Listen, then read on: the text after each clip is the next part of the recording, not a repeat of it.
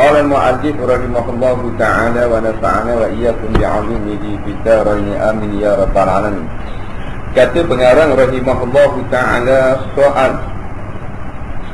suatu soalan. Adakah bersahabat dengan jin itu kepujian atau sangat keji? Jadi soalan dibuat dalam kitab ni. Kita bersahabat dengan jin ni molek ke jauh? Kalau molek nak kawan. Dah molek dia kena buat. Kalau tak molek tambah kawan. Kalau molek ke jauh? Jawab, kata Syekh Abdul Wahab Asy-Sya'rani di dalam kitab yang tersebut.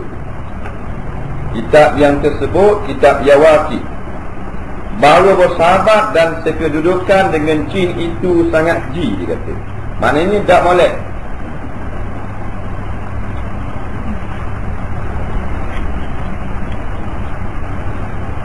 Sangat keji. Walaupun ada hak tak yang tidak jahat, tetapi ghalib ni jadi tak molek. Jadi jawab mesti atas ghalib lah. Katanya, barang siapa memilih dan melebihkan sekedudukan dengan jin daripada sekedudukan dengan ulama, maka orang itu sangat jahil. Sangat jahil. Dia jahil ke? Sangat jahil ke?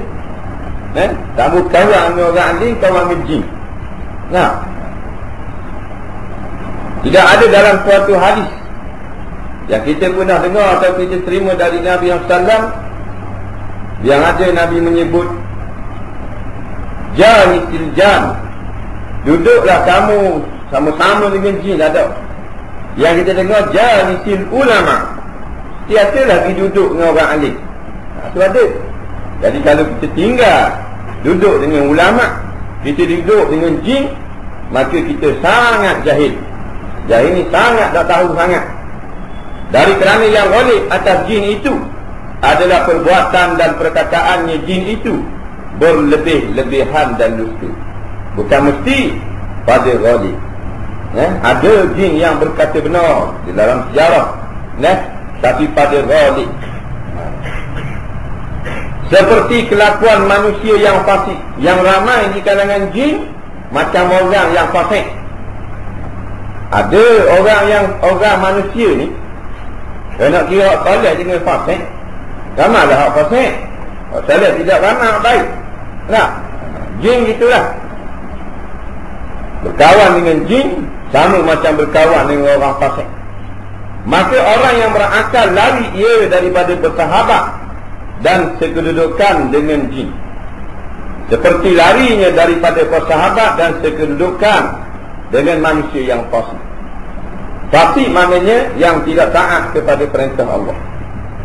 Ulama mentarikkan lafaz fuskun atau fasik ini al-khariju min ta'atillah, keluar daripada patuh kepada Allah.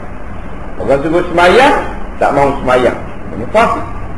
Orang larang pakai gelang, orang lelaki pakai gelang, fasik jadi. Larang pakai barang kemas, dia pakai barang kemas, jadi fasik. Larang dedah aurat perempuan, tak boleh panggil dedah, tak boleh tiek kain depan nampak labu putih, tak boleh bakar dengan kerak berbalik masa minggu. Dia buat juga, mana dia lari daripada taat kata Allah. Dia panggil fasiqah, orang jahat perempuan. Ada fasik, orang jahat, orang tak pakar di kalangan laki-laki. Maka kalau orang yang berakal, dia tidak akan berkawan dengan orang fasik. Apatah lagi percaya kepada orang fasik dan meninggalkan kalam-kalam ulama. Ulama duk mengajar bab tauhid akidah, terang kepada dia cara-cara jaga iman. Daripada tak kenal sifat Allah, boleh kenal sifat Allah. Daripada tak kenal Rasul, kenal Rasul. 10 tahun dia duduk dengan ulama, tapi sepatah dia dengar kata orang fasik, dia lawan selalu ulama. Ini kata sepatah. Belajar bab sifat 20 saja siapa tak cakap. Habis kitab ngajar. Tahun-tahun dengar. Hatta mulut. Tanjili Qadim, Suluhi Qadim, Tanjili Hadis, kamu pasti habis. Nah, lepas kita faridah, ngaji pula. Apa benda ni kita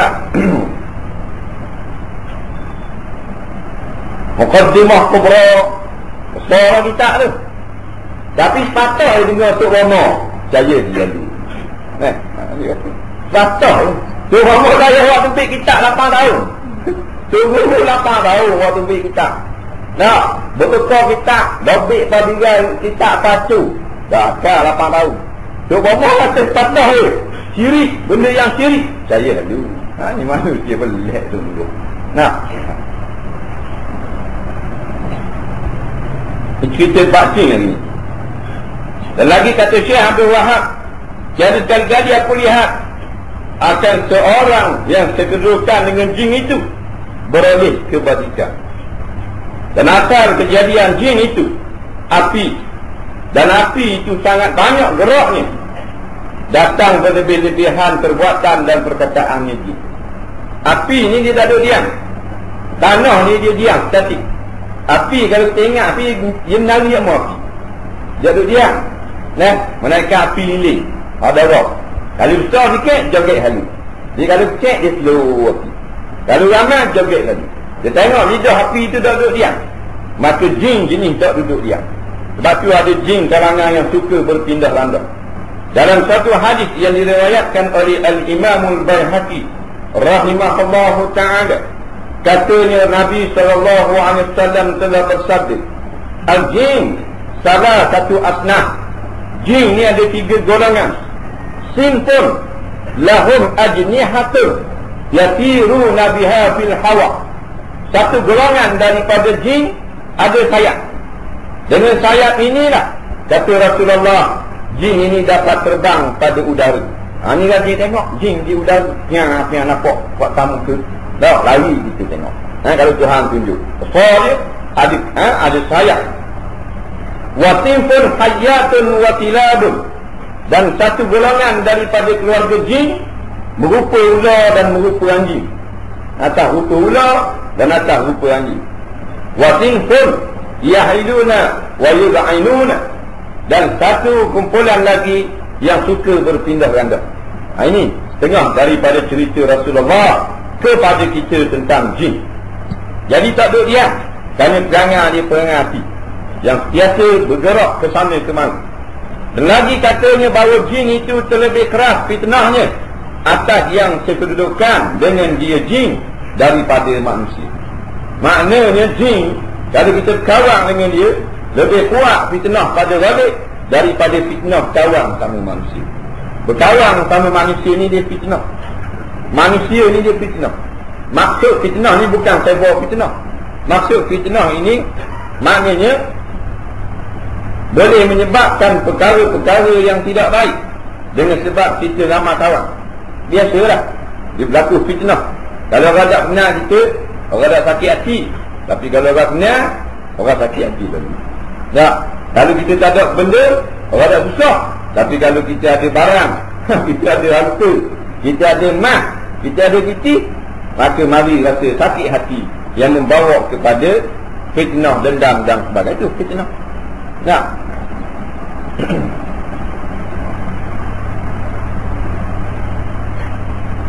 Maka fitnah berkawan dengan jin lebih besar daripada fitnah, maknanya kesusahan yang datang akibat berkawan sesama manusia. Kalau kita kata ramai dah kita yang jadi susah dengan sebab kawan, dengan sebab saing, dengan sebab godah, nya tipu di kawan, nya fitnah di kawan, nya kenak di kawan, nya zalim sama anak beranak di ramai hak tu. Dah. Maka dengan jin lebih lagi. Dengan jin lebih lagi. Tetapi kalau ada jin yang saleh, maka ia lebih saleh. Kerana jin jarang yang saleh. Kebanyakannya tidak saleh, iaitu fasik sebagaimana manusia. Kebanyakan daripada manusia tidak syukur kepada Allah. Sebab itu kita tengok tak pelik sekarang ini. Allah Ta'ala beri dia kesihatan tubuh badan yang didapat bergunakan kesihatan untuk sembahyang 5 waktu, untuk berjalan ke surau ke masjid, tetapi digunakan kesihatannya untuk bermain bola pagi petang. dapat darjah di masjid. Tuhan beri dia kenderaan, yang dengan kenderaan itu dia hanya tekan switch dan kakinya digerakkan sedikit tekan minyak, tak payah masuk dia kerana automatik. Boleh pergi masjid surah, tetapi digunakan wajib pakai main buah mata gewajib.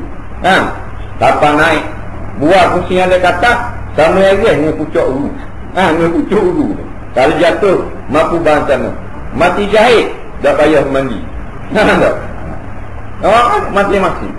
Ada yang Allah Ta'ala beri dia anak supaya dia hantar kepada ulama-ulama, duduk di hadapan ulama, menimba ilmu daripada ulama.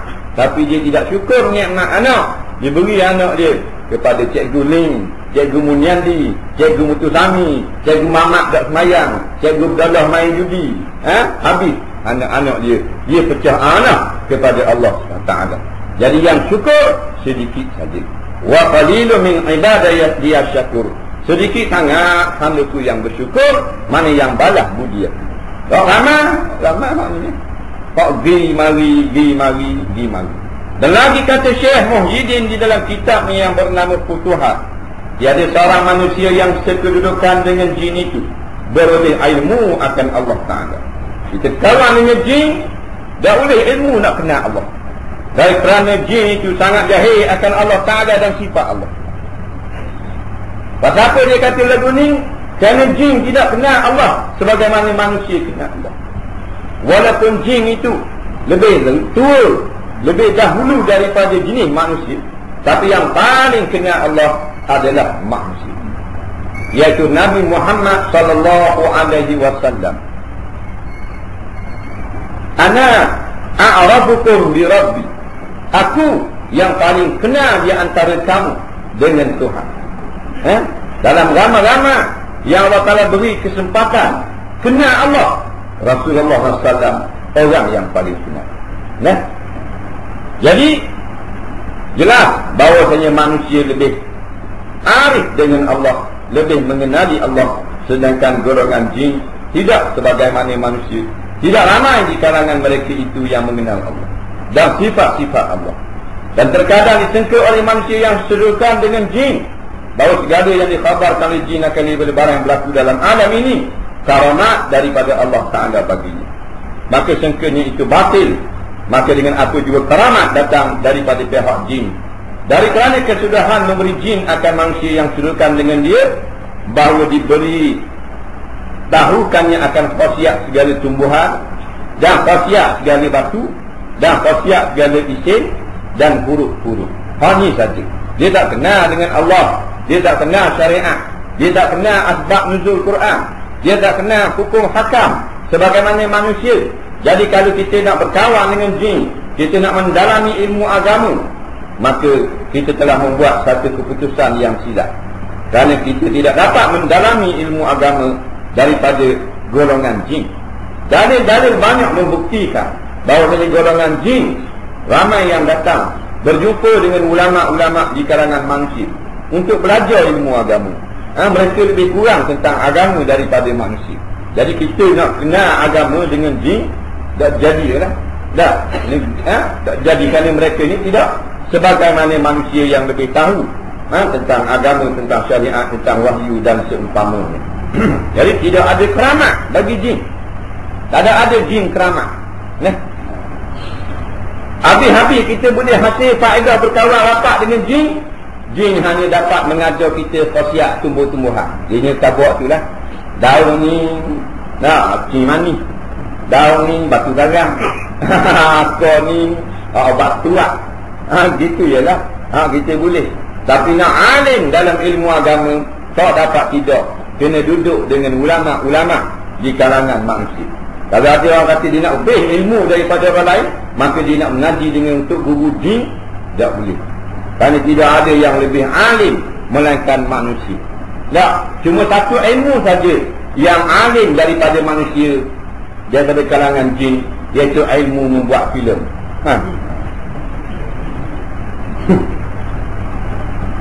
Itu orang jin pandai tapi manusia. Kerana banyak kerjanya menguasai orang,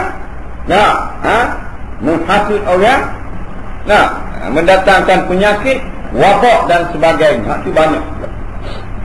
Bila orang lupa tu masuk jin. Orang lupa tu masuk jin. Hilang ingatan, psychiatry, sakit jiwa.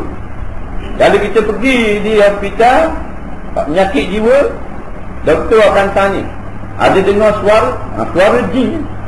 Jin kau bawa ke telinga, buat gini. Bagi kita tak ada apa orang tengok, wah ni gila dah ni. Kerana kita tu ikut suara-suara daripada jin. Jin yang meniup pada telinga anak Adam, untuk menghasut anak Adam, berbuat perkara yang pelik-pelik. Bila dibuat perkara yang pelik-pelik, jin pun suka. Bagi manusia kata sakit jiwa dah. Itu kata. Suatu hari hamba perempuan khalifah yang bernama Al-Mutawakkil. Al-Mutawakkil Perdana Menteri lah, khalifah yang memerintah pusat pemerintahan Islam, kerajaan Islam yang berpusat di Baghdad, yang sezaman dengan Imam Ahmad bin Hanbal, Imam Hanbali. Jadi hamba perempuan ni lupa. Hamba perempuan lagi sayang sekali lupa. Ngaruk ngabang kalau cakap kami, cakap hologram. Hamba perempuan. Maka tidak ada arah dah. Melainkan cari hantar utusan supaya bertemu dengan Imam Ahmad bin Hanbal, Imam Hanbali. Dijumpa Imam Hanbali. Maka katanya utusan Mutawakkil, dia kata presiden Mutawakkil, khalifah Mutawakkil, itu hamba ni minta tolong tuan hamba pergi di istana dengan penuh kehormat untuk berobat hamba perempuan yang sangat dikasihi oleh khalifah, yang telah masuk rasuk oleh jin. Bergelepar sekali. Cakap naruk ngabang tepik nolong, kakak menangis, kakak suka, kakak selok, suka pulak, menangis pulak. Kena pergi lah. Pasal perintah daripada ketua kerajaan yang paling besar ketika itu, Imam Ahmad Hanbal, seorang ulama yang sangat dhaif kedudukan, yang sangat miskin, papa kedana, seorang ulama besar, seorang imam. Jadi ulama ni dia tak pergi. Sebab itulah kalau nak jadi ulama-ulama, dia tidak pergi pada pintu raja-raja, melainkan untuk memberi nasihat. Maka kata Imam Ahmad bin Hanbal, dia lucut selipar dia. Dia ambil selipar sebelah kiri dan beri kepada utusan raja. Dia kata bawa alik selipar ke istana, kita ada masa nak pergi istana. Kalau kita memang hukum bunuh dah, deraka dia bagi. Dah pula dalam buki kirim selipar dah pula. Kirim selipar sebelah bui kepada bui raja ni, balik mengkhabar kepada Mutawakkil, buat gini Mutawakkil, Imam Ahmad dari mari ada kerja nak mengajar, dia kirim selipar. Nampak? Beri selipar ni biar raja pegang, dan raja ni Mutawakkil bawa selipar tu ni pergi kat hamba dia yang kena rasuk jin, akad selipar dan berkata, wahai jin yang jahat yang duduk di dalam tubuh hamba perempuanku, hendaklah kamu keluar dengan segera, kalau tidak aku akan pukul kamu dengan selipar Imam Hanbali 70 kali. Hendaklah kamu keluar segera. Maka baliklah utusan ni dan tanya Mutawakkil, mana Imam Ahmad? Tak mari-mari. Maka jawab utusan ni, Imam Ahmad sibuk di masjid mengajar orang ramai, dia tak boleh mari. Maka murka Mutawakkil. Marah lah, orang dia panggil tak boleh mari, orang lain mari belaka, merokok mari semua. Ni tak mari, ni orang lebih. Pasal Imam Ahmad adalah disebut oleh ulama-ulama di dalam manakib. Jadi ketika zaman dia lah orang yang paling takut kepada Allah Subhanahu wa ta'ala di atas muka bumi pada zaman dia. Zaman dia hidup tak ada orang tanding paling kuat takwa kepada Allah. Tak takut sikit pada orang. Apa begitu. Bila tengok raja nak marah, maka kata utusan, tapi beliau Imam Ahmad kirim selipar. Oh mana? Dia dah mari kirim selipar, aku raja besar. Medan siapa nak rebeh baju-baju cikin selipat. Tengoklah manusia gaji mutawakil ke orang yang kiri selipat. Betul tukang selipat. Ini selipat. Kita lagi nak makan pisang, rabak tu buah pisang. Lagi nak makan nasi, kayu buah nasi. Dia kira selipat. Kemudian diberitahu kepada Raja Mutawakil, begini Imam Ahmad ajar mau pegang dah selipat. Selipat beliau ni. Kemudian mengelalak nak katok kepada hamba ni. Kemudian katalah,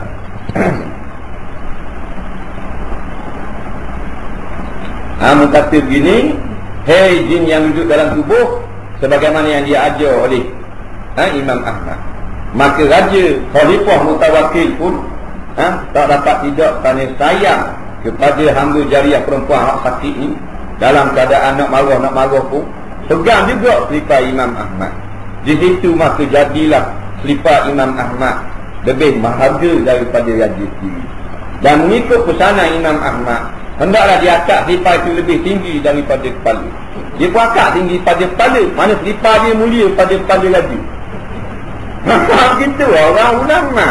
Tidak tahu dia jadi imam mazhab. Orang tanya Imam Ghazali, hei Imam Ghazali, ilmu yang begitu banyak seperti laut, kenapa mu tak buka mazhab yang kelima? Mu ni sama hebat dah, patut boleh dah buka mazhab yang kelima.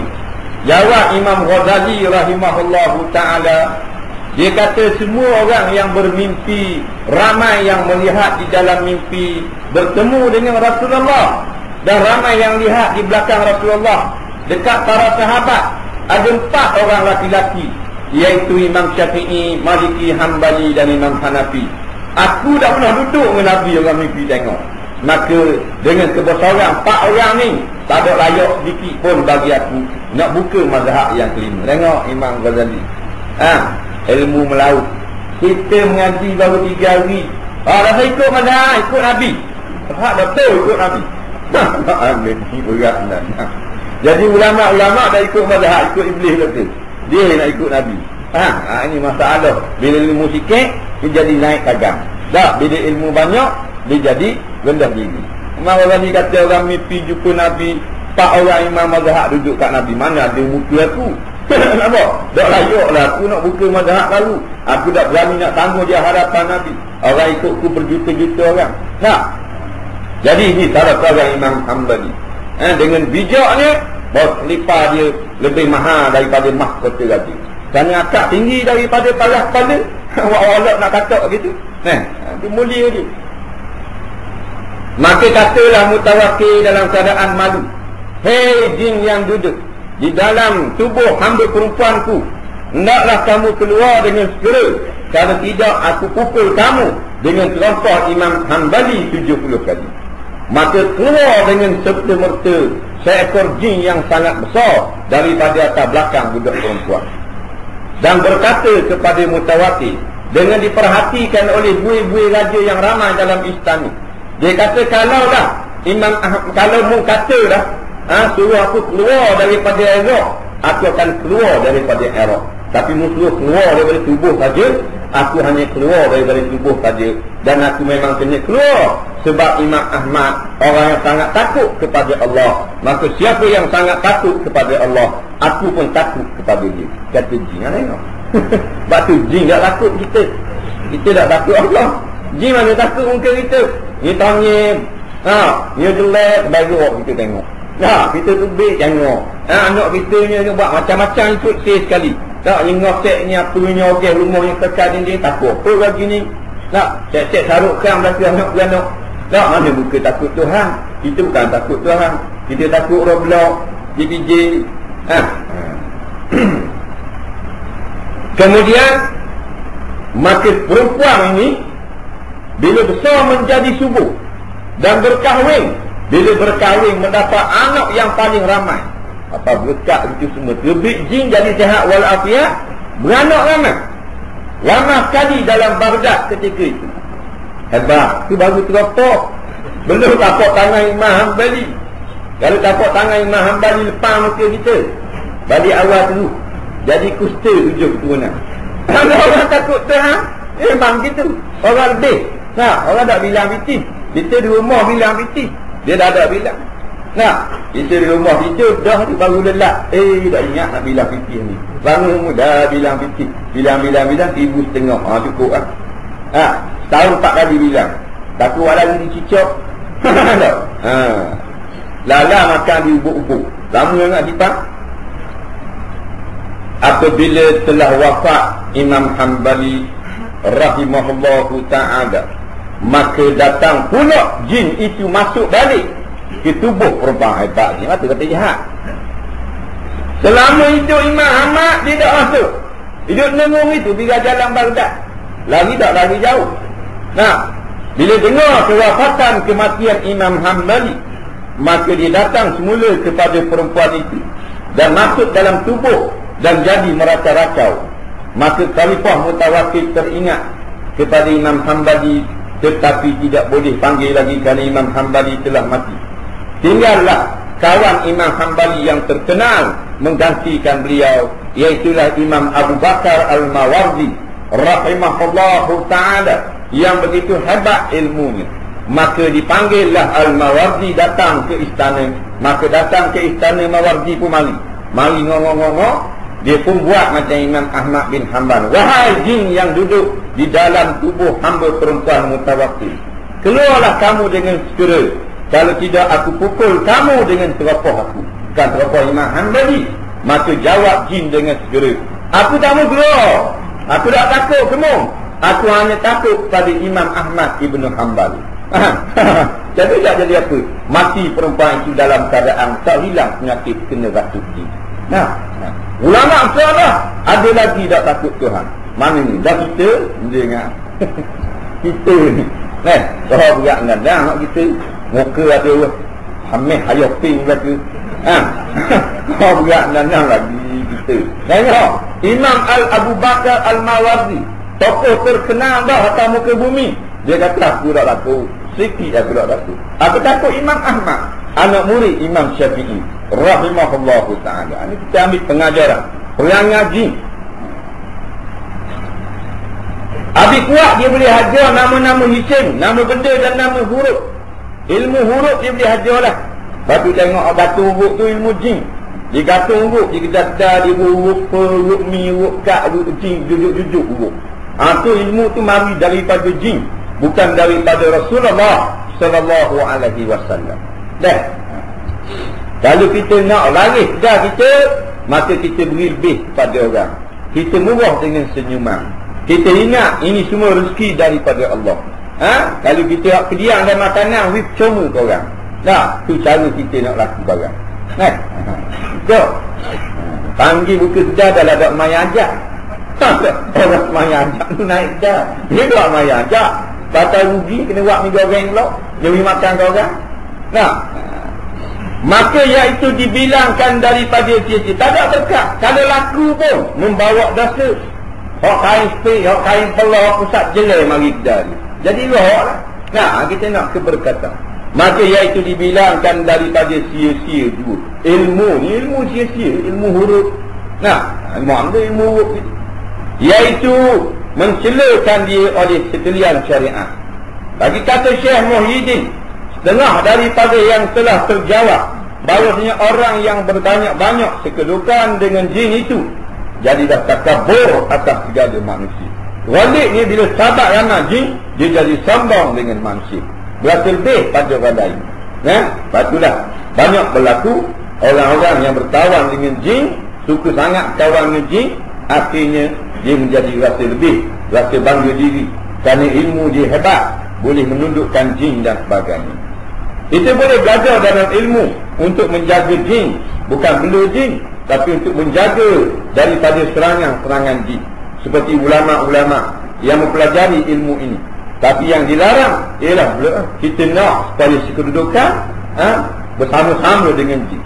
Kita hanya perlu belajar ilmu yang kalau ada jin datang mengacau, maka kita boleh memberikan pertolongan untuk menghalau jin-jin tersebut.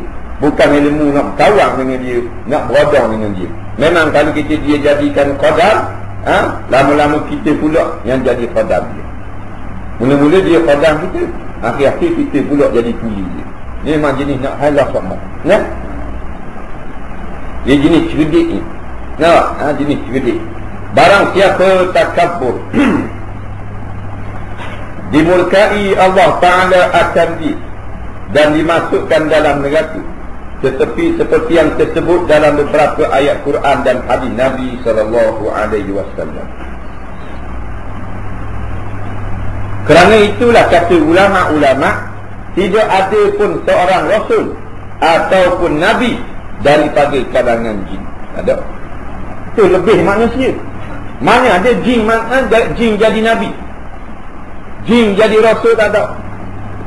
Bahkan Nabi menjelaskan sendiri, inni ursiltu ilal jinni wal ins, sesungguhnya aku diutuskan kepada golongan jin dan golongan manusia. Maknanya kerana apa diutuskan Nabi ini yang bangsa manusia kepada golongan jin? Kerana di kalangan jin tidak ada Nabi, di kalangan jin tidak ada Rasul. Dan jin yang nak beriman datang mendengar wahyu yang disampaikan oleh Nabi SAW. Sama ada Nabi-Nabi yang dahulu ataupun Nabi-Nabi yang kemudian.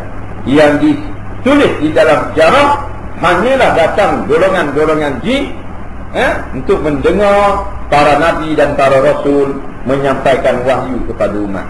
Bila jin mengajar, bila Nabi mengajar umat di kalangan manusia, biasanya adalah di kalangan jin yang nak beriman, yang tumpang dengar, yang duduk berhampiran dengan majlis-majlis tersebut.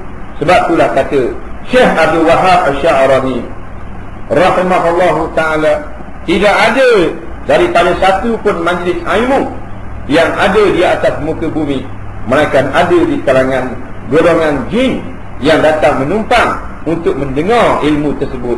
Kerana di kalangan mereka sangat kurang daripada yang alim, yang arif dengan hukum-hukum agama. Jadi jin ni belajar agama, jin soleh, jin hebat ada juga. Mereka tak belajar bersama mereka, tapi mereka belajar dengan golongan ustaz-ustaz, kiai-kiai, tutup guru ulama daripada kalangan manusia. Soal adakah jin yang mukmin itu masuk syurga atau tiada? Jin masuk syurga ke tak? Jawab, bersalahan pula ulama. Tetapi tahu yang ini pendapat atau perkataan yang rajih mana yang kuat, bahawasanya mereka itu masuk syurga. Masuk syurga, ini pendapat yang kuat. Ini pendapat yang paling munasabah. Kerana wa ma khalaqtul jinna wal insa illa liya'budun. Tidaklah aku jadikan manusia dan jin, kata Allah, melainkan akhir pekerjaan mereka memperhambakan diri kepada aku, beribadah kepada aku. Maka kata ulama-ulama, apa guna jin beribadah kepada Allah kalau tidak dapat masuk ke dalam syurga? Kalau tak masuk syurga, duduk dalam neraka lah. Kerana itu sajalah. Kalau tidak neraka, syurga. Kalau tidak syurga, neraka. Maka tujuan Allah Ta'ala menciptakan jin juga sebagaimana menciptakan manusia untuk menjadi hamba Allah yang beribadah kepada Allah.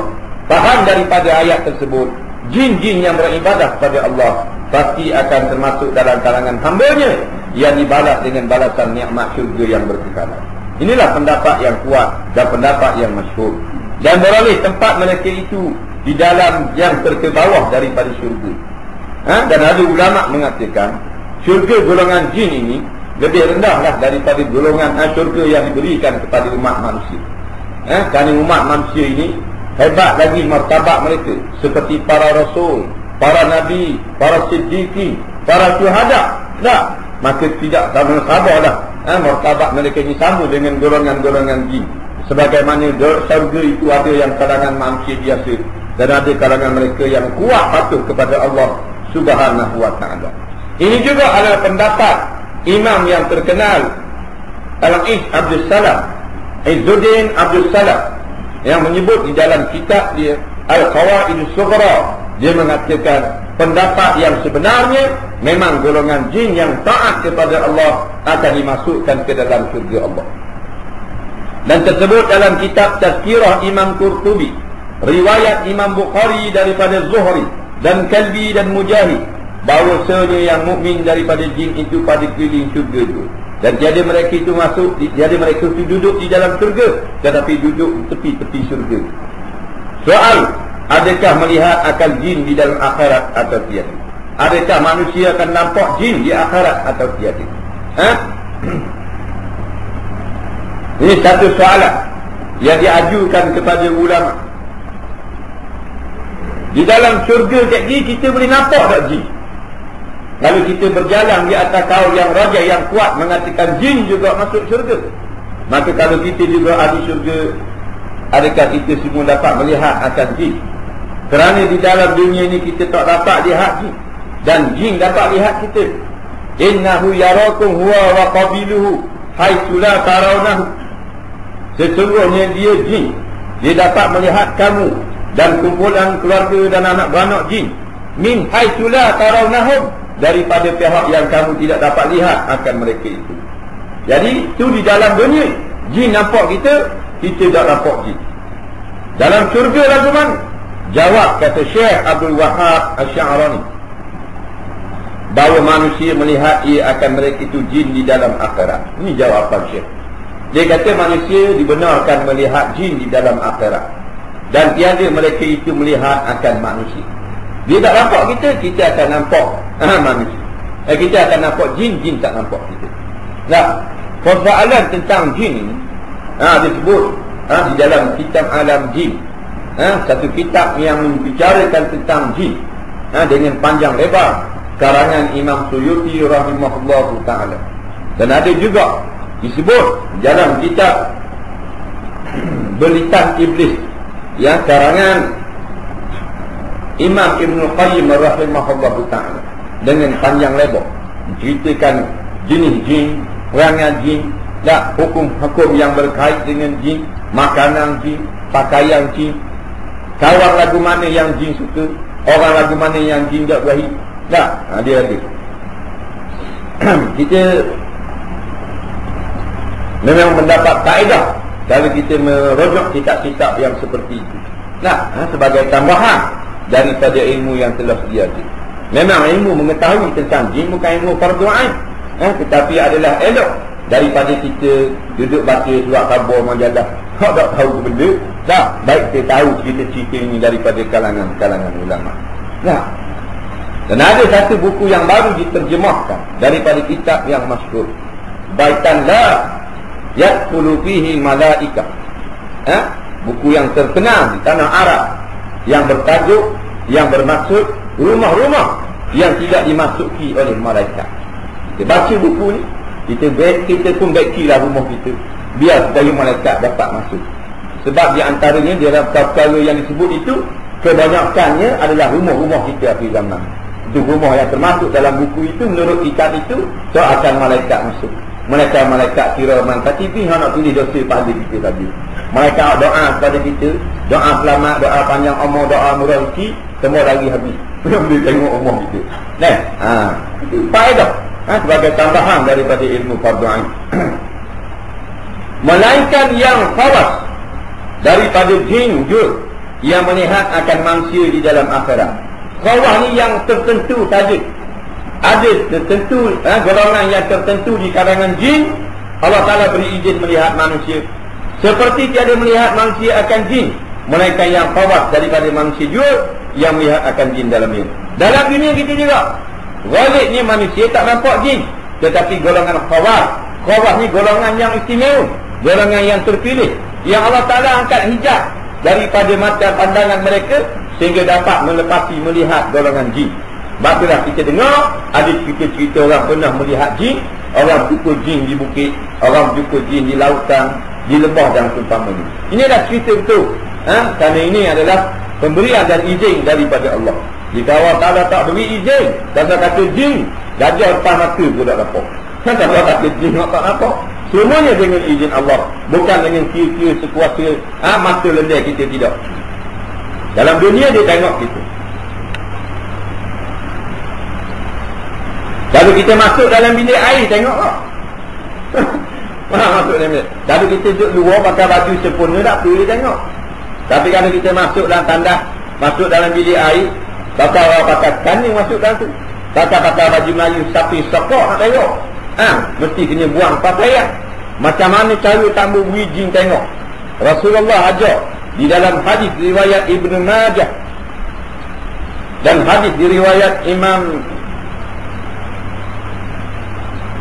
Abu Daud, yaitu sabda Nabi sallallahu alaihi wasallam, satru ma baina a'yunil jin wa awrati bani adam an yakula idza dakhala ahadun minkum al-khalaiq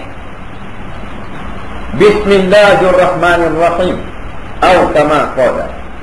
Kata Rasulullah, satru ma baina a'yunil jin wa awrati bani adam, pendinding daripada terlihatnya oleh puak-puak jin akan aurat kita, jenis manusia ni. Nampak? Bila kamu masuk dalam tandas, kamu masuk dalam jamban, dalam bilik air, kamu nak bertelanjang, nak buka aurat, kamu jin tengok, ayyakula bismillah, baik kita masuk dengan sebut bismillahirrahmanirrahim atas kurang-kurangnya pada pintu bilik air. Bismillah. Bila bismillah, jin tak boleh nampak aurat kita, jin tak boleh sekodeng. Nak apa-apa. Kita tak tahu colour. Tak tahu colour kita. Masuk dalam tandas pun tak tahu apa. Tubik tandas pun tak reti baca apa. Tak ada tahu pun. Bacaan tubik daripada tandas. Nampak? Yang semangat sangat ni, kuat sangat ni, jatuh beri. Baca juga beri, doa tubik tandas. Boleh. Nawaitu sauma rodin. Kalau hotok. Ada orang ngaji, dan ngaji banyak tak tu. Bang ngaji di kiamah. Isu semasa. Tahu kok. Jadi orang mengaji orang ni tak boleh. Hak bekas, hak modal utama. Itu banyak itu. Lala lagi. Tak reti benda hak remeh-temeh. Tak reti. Macam mana nak jadi seorang bapa, menjadi ketua rumah tangga, dalam keadaan hak ni tak reti, hak tu tak reti, hak ni tak reti, hak tu tak reti. Dan kita pula lala dengan sibuk duduk tengok keburukan orang lain terlalu banyak. Akhirnya kita tak sedar dengan keburukan yang ada pada diri kita. Kita duduk sibuk tuak hak ada tekak orang, tuak hak ada atas jari orang. Dah kita tak ingat kurak besar tajam atas belakang itu. Tak ada sedar. Ini kata baca bismillah sekurang-kurangnya masuk dalam tandas. Apatah lagi kami baca doa yang diajar oleh Nabi dengan sempurna. Allahumma inni a'udzubika minal khubuthi wal khaba'is. Ya Allah, aku minta berlindung kepadamu daripada segala kotoran-kotoran dan penyakit, daripada syaitan jantan dan syaitan berzina. Batulah, kalau kita masuk dalam keadaan tidak minta berlindung dengan Allah, maka syaitan berebut-rebut, duduk jin atas kepala kita, duduk belok atas kepala kita. Sambil kita duduk dalam bilik air, sambil kita duduk buang air, dia pun jin atas kepala kita, dia pun belok atas kepala kita. Itu yang jadi benok. Jadi benok kita. Ngaji tak ingat. Masuk sifat 20 tak ingat rukun nikah. Masuk rukun nikah tak ingat bak jual beli. Tak ingat semua. Nualik datang pagi esok, balik sekarang apa hati ngajar dia ustaz ni, bak ni dia tak ingat dah. Betul dah tak ingat. Dah 8 tahun.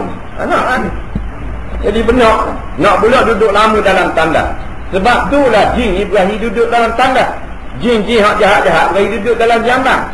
Sebab dia tak suka dengar zikrullah, dia tak suka dengar nama Allah, dia tak suka dengar ayat Quran, dia tak suka dengar nama-nama yang baik daripada Asmaul Husna.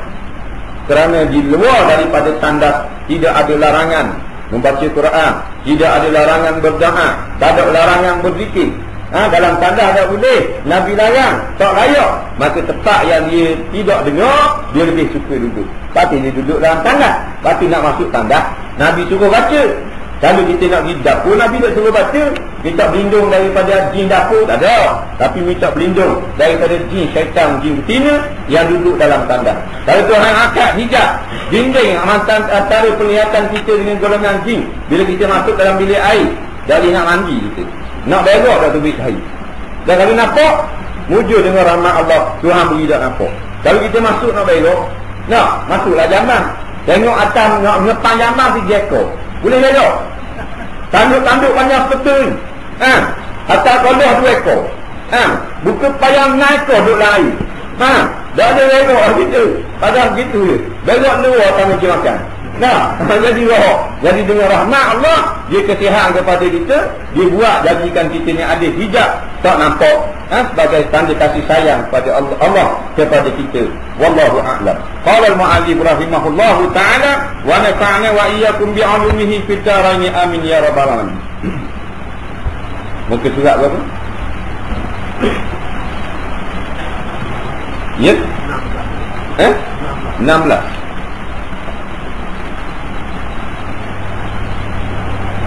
Kat mana? Masalah 23. Kita masih lagi masalah makan minum. Dan ada makan minum. Kata pengarang rahimahullah ta'ala, makan dengan menyaringkan bismillah. Kata Imam Ghazali rahimahullah ta'ala dalam Ihya, dan dia menyaringkan bismillah pada masa makan itu supaya mengingatkan bagi orang lain daripadanya yang makan jika ada orang itu lupa atau lalai. Kata Imam Ghazali rahimahullah ta'ala, kalau kita makan, yang orang lain ada cerita, anak kita, isteri kita ataupun lain-lain di kedai makan, dia kata afdal kita baca bismillah tu kuat. Sunat baca bismillah ni bukan kata Imam Ghazali, itu sabda Rasulullah. Imam Ghazali kata ni sunat kuat kalau orang ramai. Tujuan nak peringatkan orang lain. Tu kita kata kuat. Kalau kita salam bismillah, tak apa dah. Bismillahirrahmanirrahim. Tapi kalau orang ada meja ni umpamanya anak kita sama-sama makan, kita ayah kita buat mula ni. Bismillahirrahmanirrahim. Orang pun dengar, oh bismillah. Bismillah tak. Ada tujuan tak beri peringatan. Kita ni kadang-kadang malu. Malu. Malu apa? Malu nak beramal dengan amalan kebajikan. Nak sedekah malu. Nak buat kebajikan malu. Nak baca Quran orang ada tak mau baca malu. Malu sama. Rasa malu. Nak beri salam malu. Nak beri salam. Nak kata assalamualaikum malu. Malu sama. Kalau benda-benda darah dah malu. Kata Imam Nawawi rahimahullahu ta'ala, telah berkata ulama' dan disunatkan menyaring dengan bismillah itu supaya didengar oleh orang lain dan boleh mengingatkan atasnya atas orang lain. Sebab itulah kita kata bismillah dapat pahala satu lagi, pahala tazkirah, pahala memperingatkan orang lain dengan baca bismillah. Kita makan dengan isteri kita mula dulu, kita kata kuat bismillahirrahmanirrahim. Bini kita dengar, oh bismillah kata. Kalau kita tak kuat ni, kita dengar tak? Dia pun sama-sama tak bismillah. Anak kita, budak-budak, cari kita suruh sekali bismillah. Tak suruh, tak kata pun tak. Begitulah. Tapi kita kata sama. Walaupun kita tak makan, dia yang makan, maka kita kata bismillah. Kita duduk ada tangga, dia duduk makan, kita kata bismillah, tazkirah, buat peringatan. Walaupun benda sunat, maka sunat kita beri tazkirah, peringatan. Menghantar zakat kepada Imamul A'zam. Sebenarnya menghantar zakat wajib kepada imam supaya diberikannya kepada mustahaknya. Ada tafsirnya dalam mazhab kita Syafi'i. Imamul A'zam maknanya pemerintah, iaitu jika harta itu harta batin, boleh diberikan pada mustahak dengan sendiri. Dan jika harta secara zahir seperti binatang dan yang diambil perpuluhan dan zakat fitrah dan galian, maka kaul qadim bagi Syafi'i wajib diberikan kepada imam yang adil, memberikan kepada mustahak. Pada zaman Nabi kita banyak tempat menghantar zakat wajib itu kepada Nabi, supaya diberi oleh Nabi akan zakat itu pada orang yang mustahak. Sebagaimana tersebut dalam hadis yang dikeluarkan oleh Abu Isa At-Tirmizi dengan katanya, An Ikrah bin Zu'ay qala ba'athani Banu Murrah bin Ubaid bisadaqati amwalihim ila Rasulullah sallallahu. Diriwayatkan oleh seorang sahabat bagi Nabi sallallahu, namanya Ikrah bin Zu'ay radhiyallahu anhu, katanya telah diutus akan daku oleh anak pinak Murrah ibnu Ubaid menghantar dan menyerahkan zakat harta mereka itu kepada Rasulullah sallallahu di negeri Madinah Munawwarah. Dia ni jadi wakil atau zakat pada Nabi. Faqadimtu alaihi Madinah fawajadtuhu jalisan bainal muhajirin wal ansar. Apabila telah diutus mereka itu akan daku membawakan zakat mereka itu kepada Nabi, maka pergilah aku kepada negeri Madinah. Bila sampai aku didapati akan Nabi SAW duduk antara kaum Muhajirin dan kaum Ansar. Nabi duduk dengan dua golongan sahabat Nabi, iaitu golongan Muhajirin, orang Mekah yang berpindah, dan kaum Ansar, orang Madinah yang telah memberi pertolongan kepada Nabi di dalam masjidnya di negeri Madinah itu. Dan aku pun menyerahkan harta orang-orang itu kepadanya. Jadi dia pergi nak atas zakat. Pemimpin umat Islam adalah Rasulullah SAW yang memerintah negeri Islam yang pertama, yang pusat pemerintahannya negeri Bandar Madinah Munawwarah. Jadi kata sahabat Ikhlas ni, bila aku sampai ke Bandar Madinah, aku dapati Nabi sedang duduk di dalam masjid. Ni pemimpin Islam duduk dalam masjid. Kita kalau kita pergi cari pemimpin jumpa dua ni, ada jumpa masjid di Padang Goh. Jumpa di Padang Goh, macam budak-budak main. Datuk bola goh, masuk dalam goh, dicari pula. Budak-budak sedikit. Dah lah jumpa bola dalam goh, dah jamah pula dengan tangan. Kena pukul pula. Masuk dalam air, celukor. Kena ganti bola lain pula. Baik pun tegur dalam lubang. Tak tu duduk kat lubang dah 2 inci. Tu pukul masuk, balik halu. Boleh bisa kan? Lapang pula lubang, tengah panas. Tak. Jadi pemimpin ni dia duduk di dalam masjid. Sebab tu kita tak setuju sangat lah kalau pemimpin Islam duduk mesyuarat di hotel-hotel, mesyuarat di hotel-hotel ni tak kena. Tak kena. Ini masjid ni tempat mesyuarat Nabi dan para sahabat. Sebab tu dia buat hotel-hotel lagu tu. Tak tepat, tak comel, bukan sunnah. Apatah lagi kalau hotel itu kepunyaan orang bukan Islam, memberi keuntungan kepada musuh-musuh Islam. Apatah lagi kalau tempat itu selain pada hari yang lain dia adakan benda-benda yang maksiat, menyanyi dan sebagainya. Tapi oleh kerana hari itu kita sewa, kita mesyuarat ulama-ulama di situ. Jadi dewan itu tidak ada keberkatan. Dia angkat keberkatannya oleh Allah. Tapi kalau kita mesyuarat di surga, di masjid, tak apalah duduk sila pun. Tak apalah. Boleh buat juga sebagai Rasulullah yang duduk hanya di atas pasir dalam mesyuarat, boleh memerintah negeri Islam yang pertama. Kita kena baiki balik kesilapan yang seperti ini. Dan juga dapat menjimatkan wang yang begitu banyak untuk menyewa dewan-dewan yang agak mahal harganya, yang memberi keuntungan kepada bukannya orang-orang yang berjuang pada jalan Allah, tetapi kepada peniaga-peniaga. Itu saja. Tengah daripada benda yang kalau kita fikir ada benarnya.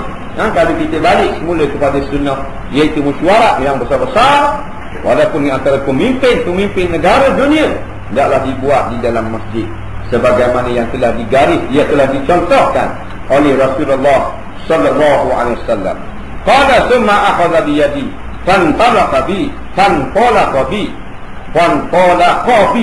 ila baiti Ummi Salamah. Kata Ikhlas, kemudian daripada telah aku serahkan zakat kepada Nabi, maka Nabi pun memegang tanganku, lalu berjalan sama ia denganku menuju rumah isteri namanya Ummu Salamah radhiyallahu anha. Maka masuklah aku bersama Nabi ke rumahnya itu, dan duduk aku bersama-samanya dalam itu. Nabi pun lalu bersabda, faqala hal min ta'am, maka sabdanya pada isterinya, adakah hadir di sisimu daripada makanan? Nabi tanya Ummu Salamah. Ummu Salamah ni isteri Nabi. Nabi kahwin ni janda anak ramai. Bila matinya Ummu Salamah, mati suami Ummu Salamah, Nabi ajar dia jangan berduka cita, berdoalah, minta Allah Ta'ala ganti dengan yang terbaik daripada Abu Salamah yang telah mati. Kata Ummu Salamah, tak ada dah yang terbaik lain pada suami aku. Macam mana nak doa ganti dengan yang lebih baik?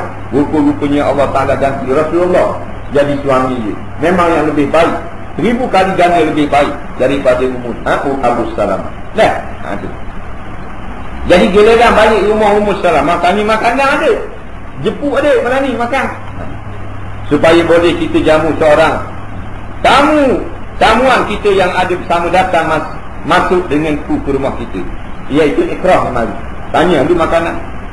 Fa'utina bihafnatin kathiratis sari wal wadri, maka didatangkan orang daripada kami, yang diangkat orang akan makanan satu bekas. besar yang banyak isinya daripada roti campur kuah daging dan potong-potongan daging-daging. Maka roti campur kuah daging itu pun amat mulia makanan Arab pada zaman itu. Kalau kita lihat roti canai kata kuah daging. Ya, roti canai biasa roti canai kuah daging. Tak, kalau makan 8 orang habis 5,5. Ini makanan Rasulullah. Tak, bukan macam kita. Meja 4 orang 250. Pakai tudung dengan tu. Dengan tudung macam ada tudung kalau surah kat wah pergi atas. Ayah Belanda sekor gitu. Tak ayah yang makan berdarah. Itu bukan makan tu ranggos. Nah, yang dengan cicak tilik depan tu keting.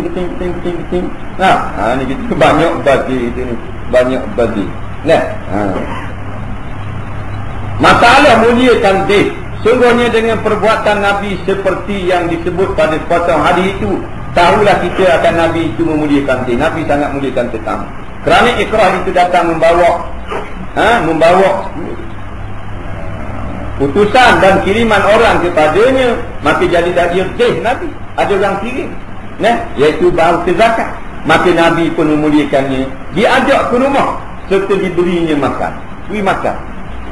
Pemimpin negara ajak tetamu masuk dalam rumah, beri makan. Demikianlah disuruh Nabi akan kita menurut seperti perbuatan sabdanya, la khaira fi man la yudhi. Artinya tiada kebajikan pada orang yang tiada memberi makan yang turun padanya, dan ia berkuasa menumpangkan padanya. Yang kebajikan itu pada rumah yang ada orang datang ke rumah itu dan makan minum di rumah. Rumah kita nak dapat kebajikan berkat, dia ada orang mari. Tak, dia pun akak dia. Biar kita pun. Biskut Maggi 2 keping, cicah dengan air sejuk. Apa dah? Tak. Tapi kita kata lalu dia air sejuk akak dah. Batu tunggu. Padahal gula tak tak pada. Gula banyak. Dah.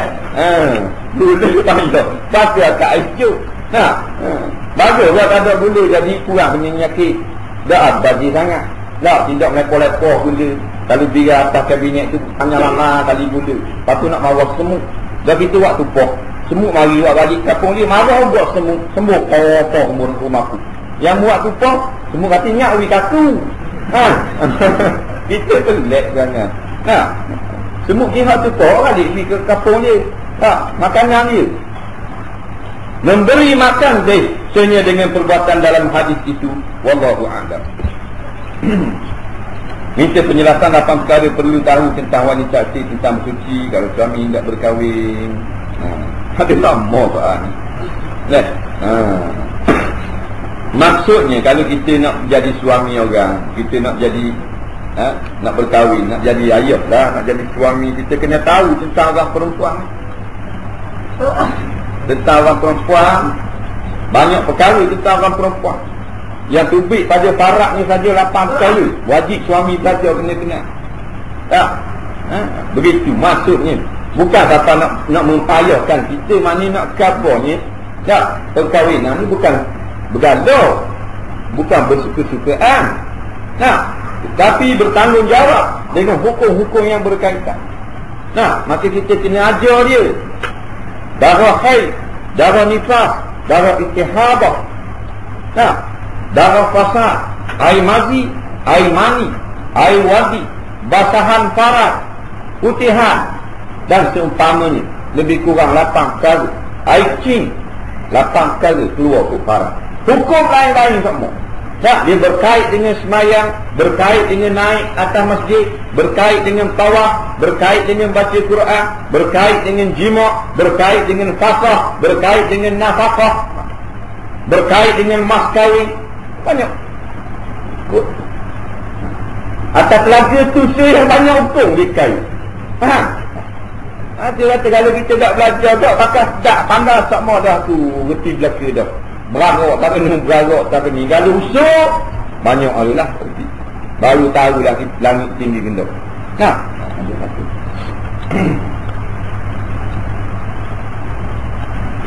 Lain-lain. Boleh? Basahan biga tu kalau orang tak tahu tepi, orang kurang lah. Tak biga kerek di dalam kerek. Dia basah, dia tak kering. Kalau kita olah tangan, dia melekit di tangan kita. Dia lah nak kabar, jangan marah. Kita ulur tangan dipanggil basahan syarat. Dia akan kat di tangan. Basahan tu tidak najis. Tak najis itu. Itu hukum suci. Yang najis air kecil. Air kecil dah duduk biar kerek. Dinding parak tu lebih kurang dalam 4-5 inci. Pak duduk biar 5 inci dalam daripada luar pak dalam suci. 5 inci atau 6 inci belah dalam dia panggil batin. Itu najis. Dia tanya apa tak dia jawab. Ketua Muslimah tak dia jawab. Maknanya kita puan kena mendalami benda ni. Ini hukum. Bukan siapa nanti jadi ustaz dah. Tak belajar lah. Lagi boleh. Ni orang-orang usulah tak mau mari. Puan tengok tak mau mari. Tengok cerita Filipina. Orang mengajar dia. Hukum haid, hukum ni tahu apa biar reti. Suami gitu juga. Tengok orang bini nak bini. Pada orang bini. Bini tak apa. Orang lah. Ngaji. Lepas ngaji orang. Beriman orang kau. Bukan mulia orang bini. Beriman orang kau. Tak boleh ragu. Maknanya itu masalah kita. Tapi time kuliah hari hadir. Tak kena dekat. Naik buah pria dekat. Naik buah. Kau pria pria. Ada. Buah petaru ya dekat. Cik Man. Ya dekat. Jauh. Ini warok bini. Jawablah seorang. Tak tahu. Apa ya? Kena bayar. Pening pada-pada. Tapi lah tak haram buah-buah gitu. Tu mainan budak-budak. Yang haram ni jadi orang tua. Berkembik-kembik. Datang sini mu peluk aku peluk. Punah jana tu, punah jana. Asal mainan budak-budak orang tua naik. Tapi dari kerana ramah naik, jadi tak malu.